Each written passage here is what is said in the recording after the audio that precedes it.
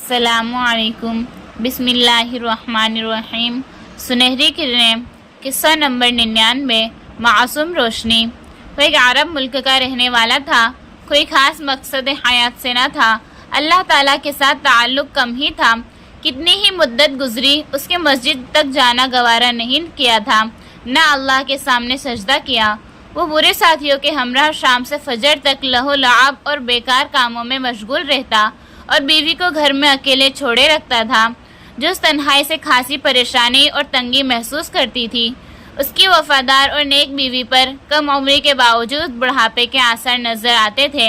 اس نے اپنے شوہر کو سمجھانے بجھانے اور صحیح راستے کی طرف اس کی رہنمائی کرنے میں کوئی کسر نہیں چھوڑی تھی، لیکن اس کی ساری کوششیں بے سود ثابت ہوئی۔ ایک مرتبہ لہو لعب کے کاموں میں شب بیداری کرنے کے بعد تقریباً 3 بجے صبح گھر واپس آیا۔ دیکھا تو اس کی بیوی اور چھوٹی بچی دونوں گہری نیند سو رہے تھے۔ نیند اس سے کوسوں دور تھی۔ وہ انہیں بستر ہی پر چھوڑ کر دوسرے کمرے میں رات کا بقیہ حصہ گزارنے کے لیے داخل ہو گیا اور اخلاق سے گری ہوئی فلمیں ویڈیو میں دیکھنے لگا۔ اچانک کمرے کا دروازہ کھلا اور 5 سالہ بیٹی باپ کے سامنے تھی۔ بیٹی نے باپ کی طرف انتہائی تعجب کے ساتھ حقارت آمیز نگاہوں سے دیکھا اور بولی، یا بابا عیب علیک اتق اللہ۔ ابا جان، آپ کے لیے یہ نہایت معیوب بات ہے، آپ کو اللہ سے ڈرنا چاہیے۔ یہ جملہ بچی نے 3 دفعہ دہرایا اور پھر دروازہ بند کر کے واپس چلی گئی۔ باپ پر بچی کی بات بجلی بن کر گری۔ وہ سخت شرمندہ اور پشیمان ہو کر اٹھا، ویڈیو کو بند کیا اور خود ہکا بکا ہو کر بیٹھ گیا۔ بچی کا جملہ اس کے دماغ میں بار بار گردش کر رہا تھا۔ پھر وہ کمرے سے نکلا، دیکھا تو بچی بستر پر جا چکی تھی۔ وہ ہو سے باختہ ہو گیا۔ اس کی سمجھ میں نہیں آ رہا تھا کہ اس وقت اسے کون سی آفت نے آ گھیرا ہے۔ چند ہی منٹ گزرے تھے کہ قریبی مسجد سے مؤذن کی اذان اسی کانوں سے ٹکرائی جو ڈراؤنی رات کے سکوت کو توڑ رہی تھی۔ جلدی جلدی وضو سے فارغ ہو کر مسجد پہنچا۔ اسے نماز پڑھنے کی کوئی خواہش نہیں تھی، بلکہ وہ اپنی بے چینی نمٹنے کی کوشش کر رہا تھا۔ ابھی سجدے میں پہنچ کر پیشانی زمین پر رکھی ہی تھی کہ بلا سبب اس کی آنکھوں سے آنسوؤں کا ایک سیل رواں امڑ پڑا اور وہ سسکیاں لے کر رونے لگا۔ گزشتہ سال 2 سال میں اس کی زمین نیاز پہلی دفعہ اپنے معبود برحق کے روبرو جھکی تھی۔ اس آہوازاری نے اس کو احساس دیا کہ اب اس کے ایمان کی تازگی کا وقت آ پہنچا ہے اور اس کے ایمان کے مرجھائے ہوئے چمنستان میں پھر رونق آیا چاہتی ہے۔ چنانچہ اس آہوازاری کے ساتھ اس نے اپنے دل و دماغ سے فسق و فجور، فتنہ و فساد سے متعلق جملہ باتیں نکال پھینکی اور حاشیۂ خیال میں بھی ایسی باتوں کے لیے کوئی گنجائش نہ چھوڑی۔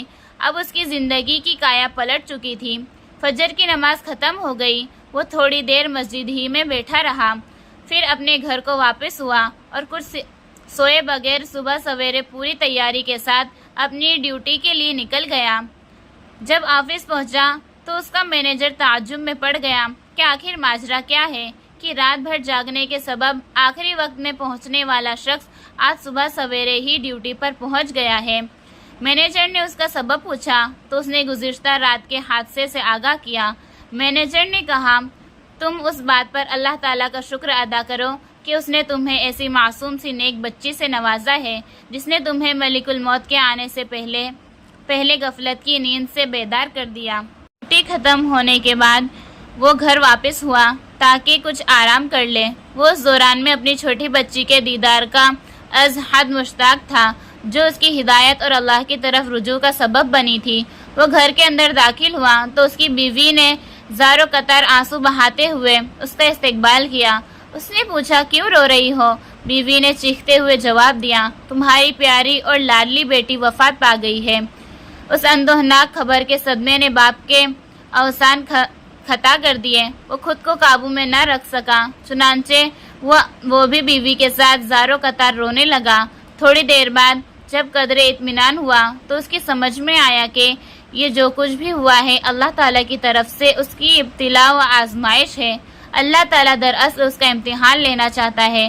چنانچہ اس نے اللہ تعالیٰ کی حمد و ثنا بیان کی اور اپنے دوست کو ٹیلی فون کر کے بلایا۔ دوست آیا اور اس نے بچی کو غسل دے کر کفنا دیا، پھر جنازے کی نماز پڑھ کر اسے قبرستان میں دفن کرنے گئے تو دوست نے کہا تیرے علاوہ کسی اور کے لیے قبر میں اترنا مناسب نہیں۔ چنانچہ باپ نے بچی کو اٹھایا اور اسے قبر میں رکھا۔ اس دوران میں اس کی آنکھیں اشکبار تھی اور اس کی زبان گویا تھی۔ میں اپنی بیٹی کو نہیں بلکہ اس روشنی کو دفن کر رہا ہوں جس نے میری زندگی کے اندھیری رات کو اجالے سے بدل دیا۔